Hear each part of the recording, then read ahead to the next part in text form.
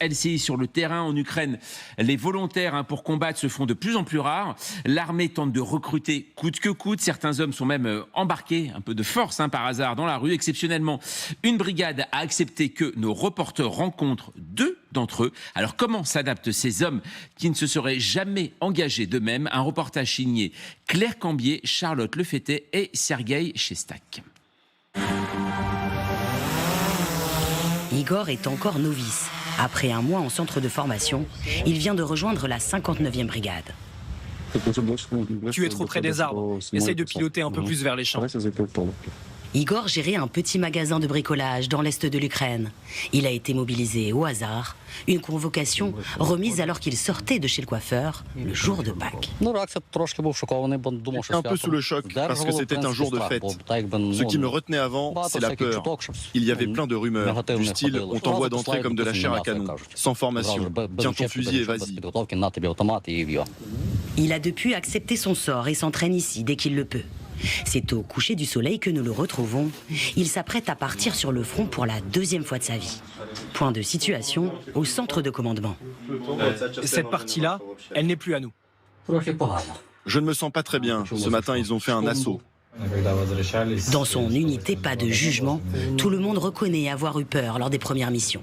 Mes mains tremblaient parce que j'avais très peu de formation. Après sa 2e, 3e mission, ça va être nickel. L'heure du départ a sonné. Igor et ses frères d'armes enfilent leurs gilets. Ils vont passer 3 jours aux abords de Krasnogorivka. Sur la route, des champs ravagés par les flammes. Chaque unité rejoint sa position. Dans cet abri, les pilotes vont se relayer 2 par 2 toutes les 4 heures. Les plus aguerris commencent, le temps pour Igor de prendre ses marques. On entre de la même façon que d'habitude, le long de la route ou autrement? Et même de se reposer, malgré les frappes. Je pensais que ce serait ça le plus effrayant. Ça bombarde là, ça bombarde là-bas, mais tu t'habitues. À quelques kilomètres de là, depuis le centre de commandement, Yuri observe les dizaines de drones en vol. Toutes les nuits, il note chaque frappe, chaque mouvement. Et justement, 3 soldats russes ont été repérés. Ils sont en train de quitter cette position. Lui aussi a été arrêté par la police militaire en pleine rue et envoyé en quelques jours sur le front. Mais il estime que son cas n'est pas le pire. Il y en a qui se font arracher de force sans même la possibilité de prendre leurs affaires. Je savais que ça pouvait m'arriver à n'importe quel moment. Des méthodes qui créent la polémique.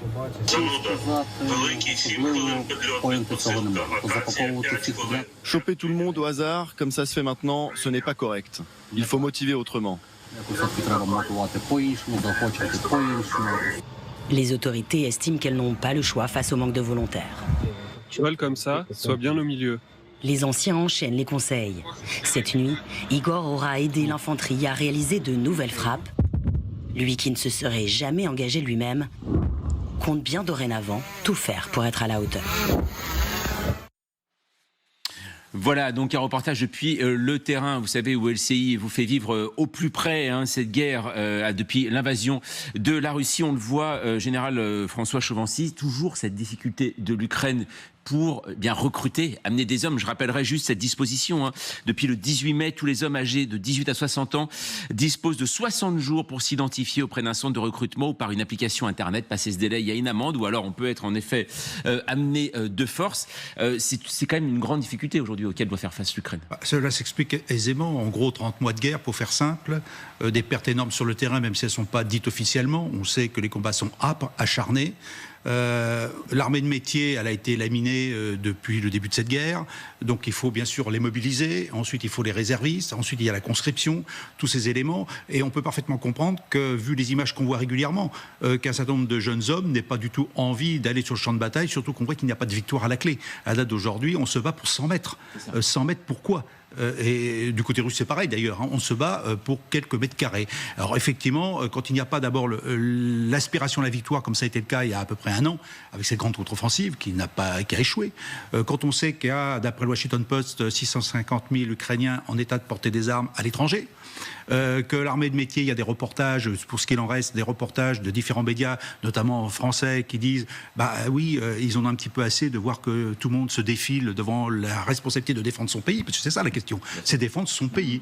Et là, alors, autant je peux comprendre moi le contexte, dire moi je suis pas militaire de carrière, aller sur le terrain et risquer ma peau et éventuellement servir de char à canon, parce que le terme a aussi été évoqué du côté ukrainien. Je comprends que ça n'incite pas à s'engager. Maintenant, une fois que les méthodes sont mises en action, et la vraie question est la liberté ou non de refuser d'aller se battre, est un vrai sujet démocratique, parce que c'est un sujet en démocratie. Comme l'Ukraine est une démocratie. Et on ne parle pas d'objection de conscience. N'oublions pas que l'objection de conscience peut exister, et quand on veut rejoindre l'Union européenne, l'objection de conscience est pratiquement un droit. Donc il y a beaucoup de contextes, je dirais, démocratiques dans ce conflit, et la question est comment motiver les uns ou les autres pour dire on continue à se battre. Et je dirais que la logique voudrait que quand il y a une menace existentielle sur un pays, chaque citoyen se sente concerné, mais on peut comprendre qu'individuellement, certains ne se sentent pas très attirés par la vocation militaire, surtout quand les pertes sont terribles. Et c'est ça, Aline Bagrémé, on voit qu'il y a une question en effet patriotique et politique à la fois, aussi dans ce recrutement, on va dire, de force. Et de préciser tout de même que de 18 à 25 ans, on ne va pas sur le front de façon forcée en Ukraine. On dirait des 25 à 60. On doit s'enregistrer, on peut... voilà, parce que ça a été un des sujets, d'ailleurs, assez tragiques d'un point de vue sociétal en Ukraine, c'est la question des plus jeunes. Comment on fait pour protéger, parce que la pyramide des âges, comment on fait pour protéger de 18 à 25 ans les plus jeunes, soit l'avenir de l'Ukraine. Et c'est une question extrêmement douloureuse en Ukraine. Sur la question de la mobilisation, ce que veulent beaucoup, ce que disent les Ukrainiens d'une manière générale, c'est pas tant la question du patriotisme, parce que je pense que pas que l'Ukraine ait beaucoup de leçons à recevoir en termes de patriotisme et de volonté de résistance et d'indépendance et de défendre son pays. En revanche, ce que veulent les Ukrainiens, c'est la question de l'égalité et de la liberté. Et donc, comment on articule d'un point de vue de société ces deux questions-là en Ukraine par rapport à la défense de son pays? Oui, ce sont des débats compliqués, douloureux, tragiques, et de rappeler quand même qu'à un moment donné où la mobilisation était la plus difficile, c'était aussi lié à la question des munitions, parce qu'il n'y avait plus d'armes, parce qu'il y avait énormément d'angoisse sur l'aide militaire, et que probablement qu'à certains endroits, je ne fais pas une photo globale, mais qu'à certains endroits, se dire qu'on s'engage sur un front où on manque de tout, sans appui aérien, sans pouvoir vraiment combattre, c'était pas non plus un aspirateur à vocation, militaire. Maintenant, d'ici à Paris, d'expliquer ce que doivent faire les jeunes Ukrainiens, ça n'appartient à personne. Maintenant, ce que je sais, c'est que ces débats-là ont cours dans la société en permanence, que c'est tragique, et surtout, et de rappeler ce que l'Ukraine demande pour se défendre, en plus des questions de mobilisation, c'est de pouvoir aller tirer de l'autre côté. Mais juste avant, je voudrais qu'on fasse un petit tour sur le point de terrain, justement aussi. Claude Blanche-Maison, on le voit, c'est aussi là-dessus que compte le Kremlin, c'est la force du nombre. On le voit depuis le début, non ? Oui, parce que effectivement, tous les esprits simples dont nous sommes considèrent que c'est le plus gros qui finira par écraser le plus petit. Bon, c'est élémentaire. On voit bien d'ailleurs depuis beaucoup de temps la prudence dont Zelensky fait preuve pour mettre en œuvre la mobilisation, parce qu'en effet, il faut respecter tous les critères qui ont été énumérés tout à l'heure, et notamment préserver la jeunesse, c'est-à-dire l'avenir du pays. Donc ceux qui font des études, du coup, ont un privilège, puisque s'ils font des études, ils assurent l'avenir du pays. Or, la population est très sensible à l'égalité face à l'obligation militaire. Et effectivement, il y a aussi un certain nombre de gens qui sont partis à l'étranger et qui ne reviennent pas, et qui n'ont pas l'intention de revenir pour faire la guerre. Donc ça aussi, c'est un problème qui est difficile à gérer pour le gouvernement Zelensky. Alors, par ailleurs, effectivement, il y a ce que vous disiez, c'est-à-dire que insuffisance de munitions, insuffisance d'armement, insuffisance de formation. Mais là, le sujet est un bon sujet, puisqu'on montre que les militaires qui ont été pris et chopés dans la rue, pratiquement, pour remplir leur obligation militaire, on leur donne au moins une formation technique d'1 mois. et qui est une formation très technique, qui sera même utilisable par la suite. Donc ça, je crois que c'est le bon moyen de mobiliser les gens, c'est d'insister sur l'aspect formation technique. Et puis pour le reste, effectivement, il faut que les alliés de l'Ukraine montrent bien leur détermination à combattre et à poursuivre ce combat. Et dans ce registre-là, je ne suis pas sûr que lorsque le candidat favori aux élections présidentielles américaines dit « Moi, vous inquiétez pas, je fais la paix en 24 heures avec Poutine », ça mobilise beaucoup les jeunes Ukrainiens pour aller faire remplir leurs obligations militaires. Donc, parce qu'ils écoutent évidemment tout ce qui se dit dans le monde.